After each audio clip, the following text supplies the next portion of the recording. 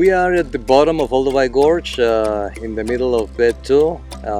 We're actually serving some outcrops that are dated to 1.5 million years ago, and we're tracing a paleolandscape. And the students and I are trying to collect bones to identify basically how was the degree of competition in this landscape, how much carnivore damage happened to the bones, what was the interaction of carnivores with humans. And by analyzing these bones that we are collecting, we can tell basically how this competition affected humans in this particular type of landscape. In this bag, I have a bunch of bone fragments that I've collected along the side of this prehistoric gully. And these bones have evidence of green breakage.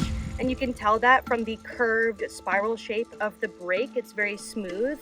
And that means that it was broken while the bone was still alive, which is really cool. And that means that it evidences either carnivore or hominid bone modifications. They're looking for bones that are actually green broken. That means that they were broken by either a carnivore or a hominin when the bones were fresh.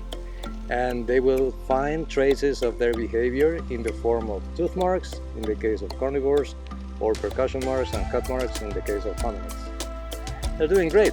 I mean, they had a very intensive training this morning, and they came from having absolutely zero knowledge on this taphonomic technique to basically almost being very comfortable identifying them, as I can see now when they're collecting the bones here. It's like that's where like the animal like bit down right there and broke the bone, and so it's helpful that it's a green bone, so we know. Because it's on this side too, that little curve. That's pretty cool.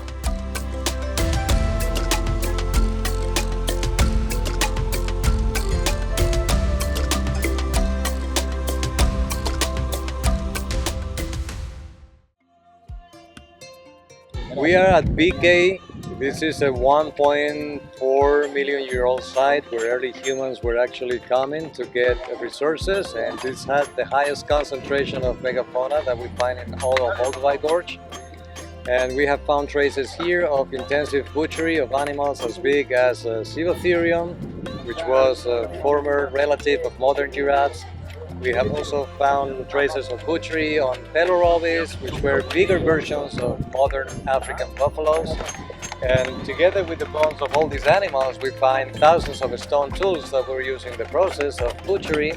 And this is helping us understand how hominins were adapting to these really more open and arid spaces and landscapes that were emerging at that time in this part of the African continent. What have you got, Isabella? That's cool.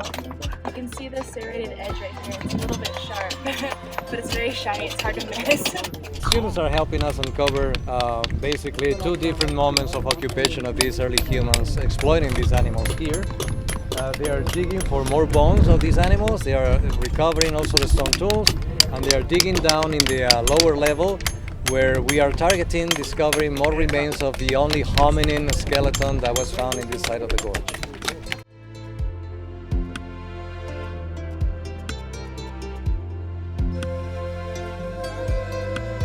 When you look at it with the hand lens, there's striations on the inside of the mark, which means that it came from another stone as opposed to a tooth. So, a bone that was in some way damaged by like a 1.5 million year old hominin.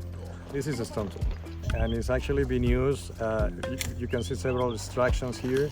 This has been used as a core. The core used to be the raw material that hominins transported when they were moving from one place to another, and whenever they needed a knife, a cutting tool, they would just strike a flake off the core and use it, and they would continue using it along the way. That's really exciting to think about. Not gonna lie, that's really cool. I'm having a lot of fun. A lot of fun. This is super neat. I mean, I've never seen this much bones in my life. I've never done anything like this before, so definitely a once in a lifetime experience.